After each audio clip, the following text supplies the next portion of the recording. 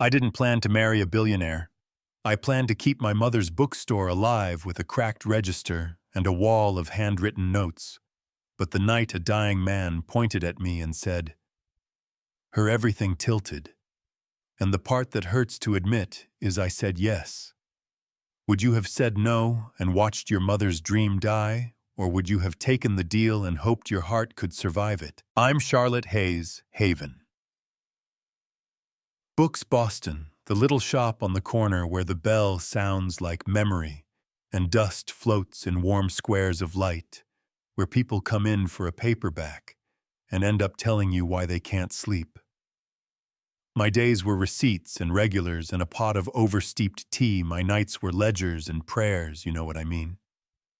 So when my dad sat in Mom's old chair and told me Richard Bennett was dying, my stomach knew before my head did that the ground was about to move. Richard wasn't just any rich man. He was publishing old money and old power, and he wanted me to marry his grandson Liam 1 year. Minimum save the store, stabilize the company transition, then walk away clean if we wanted. I laughed too sharp, too loud, because sometimes you laugh when you're about to cry. And then the bell over the door chimed, and Liam Bennett walked in, like the room had been designed to fit his shoulders, suit, pressed eyes, cool, presence, big enough to rearrange the air. And I thought, God help me. He put a contract on my desk, not flowers. A contract, clauses lined up like soldiers. 3 public appearances a month, cohabitation scheduled, quality time, full debt relief, and modernization budget for the store. Confidentiality so tight you could bounce a quarter off it.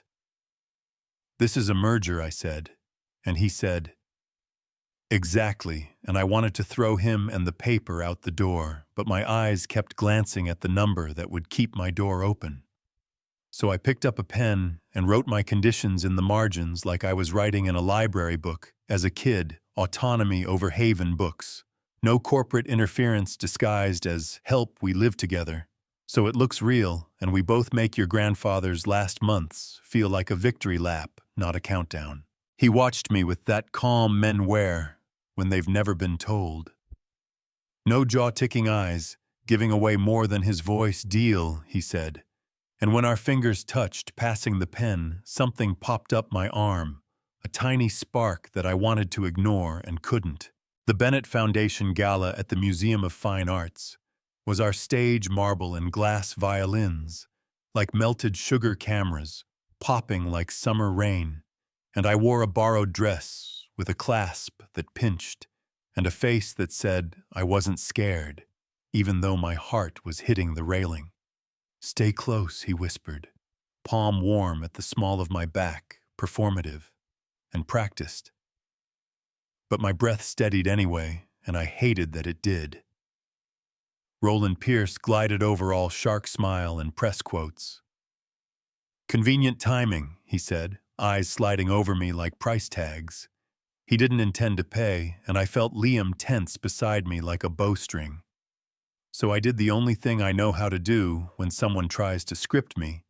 I told an ugly truth out loud. We argued like enemies the first time we met. I said to no one and everyone. He called bookstores quaint, I called him soulless, and I went home hoarse and still mad the next morning. People laughed, women leaned in, Roland's eyes narrowed, and Liam looked at me like I had picked him up and set him down in a place with no map. But sometimes the person who challenges you the most is the person who wakes you up, I said. And then he kissed me a careful stage kiss that stopped pretending. In about half a second, hands, gentle mouth, sure everyone clapping, because they like a show, and me realizing I'd just fallen off a ledge I swore I would not climb. Moving into his Beacon Hill brownstone felt like walking into a museum that had hired a scent called expensive. Everything polished, every edge softened by money, and yet on the living room wall, a line of built-in shelves full of leather-bound classics worn soft at the spine. Not decorator props, actual use, actual love. I reached and he said almost sharp, my mother's, and something in the room shifted. Grief sits like an extra person when it wants to. We circled each other in that quiet house, me teasing his laminated meal plan on the fridge, him side-eyeing my boxes labeled books, and don't you dare throw this out, truce in the kitchen over reheated pasta.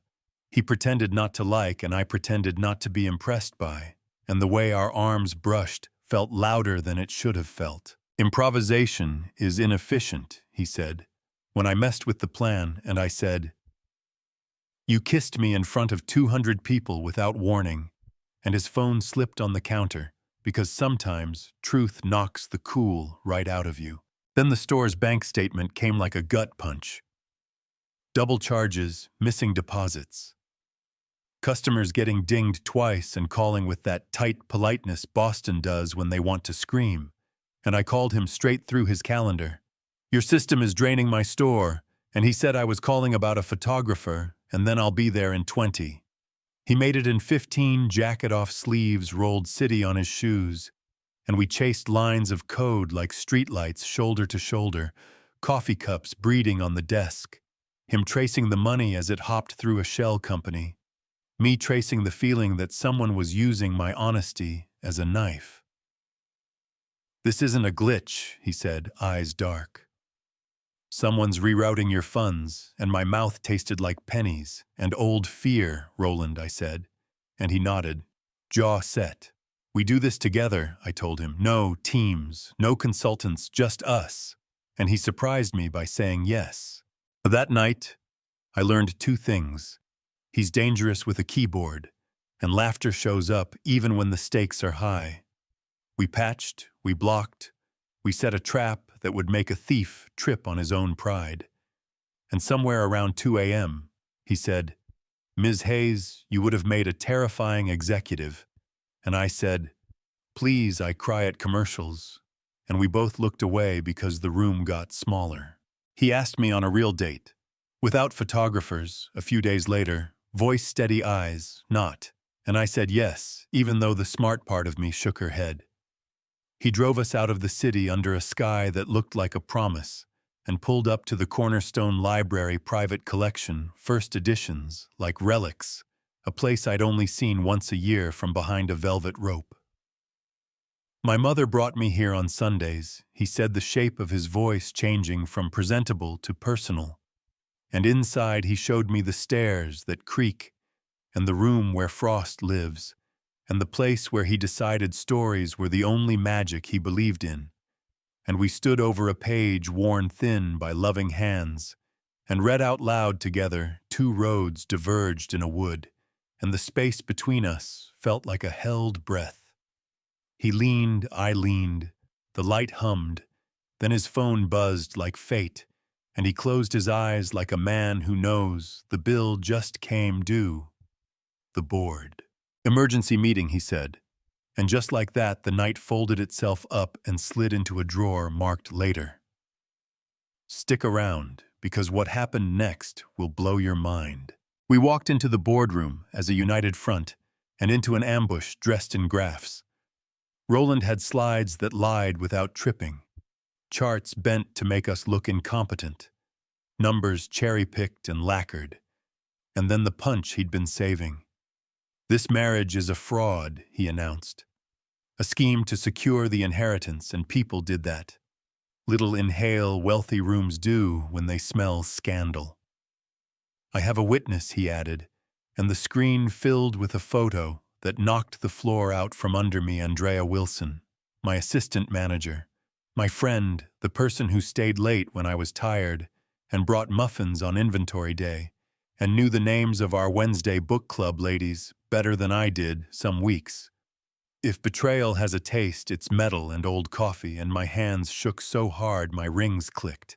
Liam stood up slow, calm, like a man walking into his own storm. "He's right," he said, and the room turned on us like a crowd turns on a movie, hungry for the fall. "We began as an arrangement," he continued. "Then he did something I did not expect. He looked at me like I was the only person in the room and told the truth that mattered. And we became the one thing in this company that isn't for sale. He didn't perform me, he described me, the messy version. The stubborn woman who will fight for a place where people feel less alone. The one who writes recommendations as if they were prescriptions. The one who memorizes which dad picks up, which kid on Thursdays, and keeps extra napkins by the children's corner because toddlers spill and mothers apologize when they shouldn't. I hated that he made me cry in front of people who weaponize feelings, but the tears came anyway, and I let them because I wasn't ashamed of the reason. Roland smirked, thinking he owned the room until I slid a USB across the table like a dealer cutting a deck. "Here's the part you didn't plan for," I said, voice steady enough to carry. "Server logs, redirect routes, emails between Andrea and your fixer," and Roland's face did that color change. People do when their story starts giving birth to facts they didn't consent to. The SEC had already been notified because insomnia and anger make good partners, and while lawyers started speaking quietly like sharks circling, I stared at Andrea's picture and tried not to break something. Twist lands here, and yeah, it hurt. We didn't get a victory lap. Life doesn't do neat, it stacks sweetness and pain in the same handful, and the call came from the hospital while the board was still arguing. Richard had taken a turn pneumonia plus complications, the language doctors use, to make something unbearable feel like a meeting you can prepare for. We went hands finding each other like muscle memory, the hallways too bright, the oxygen hiss like a whisper at the end of a prayer. He looked small in that bed, but his eyes were still his eyes, sharp, kind, mischievous enough to make me want to laugh and cry at the same time.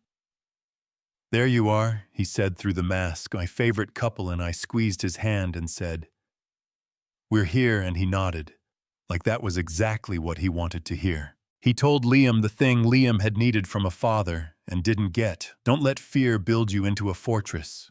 And I felt Liam's shoulders drop a fraction, like someone finally set down a weight he'd been pretending he wasn't carrying. He turned that gaze on me and said, "Take care of him," and I said, "I will, but you know I'm the boss." And he laughed even there, because joy shows up where it wants to. A few hours later, clear-eyed and tired in a way that felt like peace, he told Liam. The company was his, without strings, no tests left to pass. Then he said the sentence that still rings in my chest, "Keep writing your story." And the monitors did what monitors do, and the room filled and then emptied, and we stood holding each other up under the kind of grief that hollows and fills at the same time. The morning of the funeral, he brought me an envelope like it weighed more than paper, Richard's letter in a shaky hand, and a worn copy of Frost's poems with his mother's notes in the margins. Little arrows and questions and "remember to show Liam this line." And I sat on the couch with the book open and felt a woman I'd never met reach across time and tell me to take care of her boy. He knelt in front of me with a velvet box and a look that made me forget how to breathe. "Our marriage started as a deal," he said, voice rough in a way I'd only heard in the hospital. "I want to choose it now," and I laughed and cried and said yes to the thing I had already chosen different. This time not to save a store or secure a company, but because love had run out the clock on our excuses. Life after that wasn't perfect, it was real.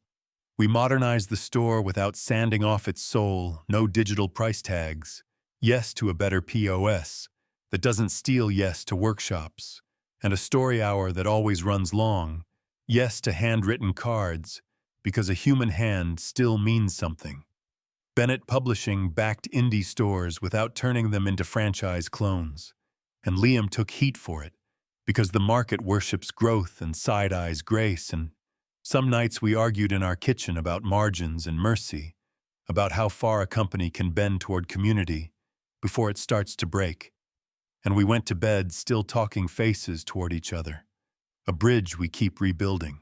We found an old photograph of my mother laughing with Liam's mother at a festival in the 90s. Two women with paper cups and bright eyes joking about arranging their kids' marriage long before we were old enough to roll ours.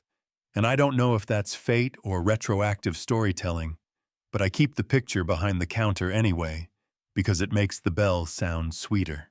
Here's the part that won't tie itself with a pretty bow. Andrea wrote to me months later, apology without excuses, said money and pressure made her choose the worst version of herself on the worst day, said she hated what she'd done and hated how easy it had been. I stood at the back counter with the letter in my hand and asked the empty store a hard question: is grace a luxury or a responsibility? And I still don't have a clean answer. We didn't hire her back. We did vouch for the years she wasn't the villain. And some people said that was weak, and some said it was strong. And I drank my tea and felt both right and wrong at the same time. Do you think that's fair? We opened a second space near the university's part bookstore, part publishing incubator desks for emerging writers' classes, led by editors who used to sit behind walls and now sit at round tables. An imprint that surfaces voices I used to shelve on the bottom. And we named the reading room after our mothers. Catherine and Diana hung their portrait, where the light finds it in late afternoon, put Frost and Austen under glass side by side like two hands finally touching. On the night we dedicated the room, he squeezed my fingers and whispered, "With you always," and it didn't sound like a line, it sounded like a promise. We'll have to keep on purpose. So here's my question for you, the one I argue with myself about on quiet mornings, when the bell hasn't rung yet. Does it matter that something good began as something compromised? Does origin stain outcome, or can outcome redeem origin? If the work gets done and the love is honest, do we allow for stories that begin in contract and end in choice, or does that make us too forgiving of power when it dresses itself as romance? If it were you, what would you have done? Taken the deal, walked away, tried to save everything alone until there was nothing left to save? Do you think love that starts wrong can end right? Or is that just something we tell ourselves so we can sleep? Yeah, that happened. And if this story hit you anywhere, true hit, like so it can find the next person who needs it, drop your take in the comments. Because I want the argument more than the applause. Tell me where you're watching from. Tell me if you believe in second chances for people and first chances for small places. Tell me your arranged mess that turned into a miracle, or the time you said no because your gut said no and you still think about it. Stick around. The next chapter is already walking up the steps, and if you're near Boston, the bell on the door still sounds like memory. Come pull it and tell me your story.